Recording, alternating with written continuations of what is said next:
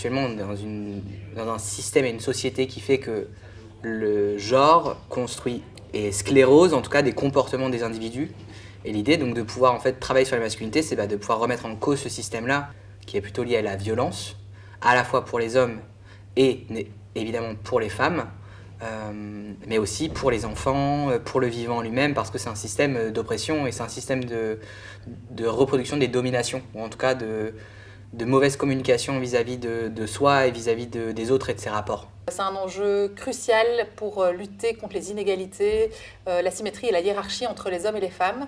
Et donc, questionner les masculinités, c'est essayer de mettre en place d'autres formes de masculinité ou de valoriser des formes de masculinité qui sont non dominantes et plus égalitaires, co-responsables. C'est une question qui va être sociétale et même pour aller plus loin, une question de santé publique. Parler de tout ça, ça sert à le démocratiser, à mieux se comprendre, à mieux comprendre les autres, à mieux comprendre ses comportements, ses interactions.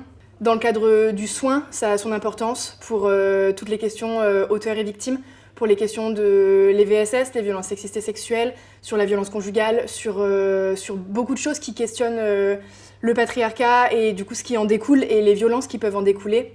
Yo siento que la masculinidad hegemónica es un conglomerado de elementos coloniales, racistas, capitalistas, clasistas, y siento que es un muy buen punto de partida para poder empezar a generar estrategias amplias que puedan tener un horizonte amplio de abordaje y de transformación.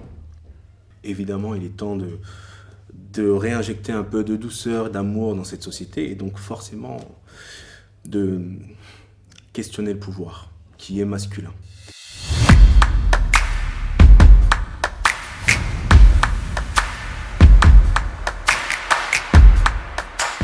La priorité, c'est d'agir avec tout le monde, partout et tout le temps. En tout cas, c'est ce que nous, on essaye de faire en formant les personnels, en travaillant avec les enfants dès 3 ans et en travaillant jusqu'à l'âge adulte. En fait, les adultes, c'est hyper important parce que les adultes, évidemment, sont vecteurs et vectrices de stéréotypes et que donc, en fait, ça s'apprend, ça se transmet.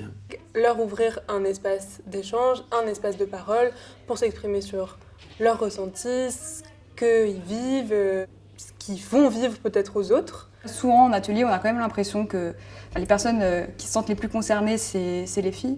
Et si on ne laisse pas aussi la place aux garçons de s'exprimer et puis de les mettre au centre de ces questions-là, ça peut polariser encore plus. J'ai l'impression qu'on vit vraiment dans une société là, qui est hyper polarisée où des féministes de plus en plus féministes, des masculinistes de plus en plus masculinistes. Il n'y a pas un équilibre et qu'on n'essaye pas d'inclure tout le monde et que chacun fait son petit truc de son côté. Je pense qu'on n'y arrivera pas. Peut-être une des priorités, ça pourrait être de travailler sur la question de consentement. Et je crois qu'il y a beaucoup d'hommes qui sont accusés de violences sexuelles qui n'ont pas toujours conscience, au moment où ils commettent les faits, de commettre des actes de violence. Ça, je pense que c'est une priorité qui est importante autant pour les femmes qui sont victimes de ce type d'actes que pour les hommes qui n'ont pas nécessairement envie de les commettre ou qui les commettent parce qu'ils sont dans des dynamiques toxiques. La priorité pour promouvoir l'égalité auprès des garçons et des hommes, c'est à la fois s'interroger sur leurs privilèges, est-ce que ça leur apporte en fait d'être des hommes. Alors c'est pareil, hein, il va y avoir pas mal de différences en fonction qu'on est racisé ou non, qu'on est valide ou non. Enfin voilà, il y a plusieurs niveaux et c'est une pensée intersectionnelle, mais en tout cas l'idée de s'interroger sur ces privilèges-là. Et de l'autre, ça va être un peu de commencer à la toute base à déconstruire les représentations en fait qu'on a des masculinités, des scripts qui sont écrits qu'on est censé toujours devoir suivre. C'est en prendre conscience pour pouvoir la déconstruire et se rendre compte après qu'il y a peut-être d'autres modèles de masculinité qui peuvent être positifs. Essayer d'observer ce que le patriarcat, ce que la virilité leur vole. Moi je sais qu'en tant qu'homme, en tant que mec, en tant que garçon, la virilité m'a volé ma grosse part sensible qui est immense. Et donc j'ai grandi sans, avec tout ce que ça implique de déchirure, de violence aussi, de vivre sans.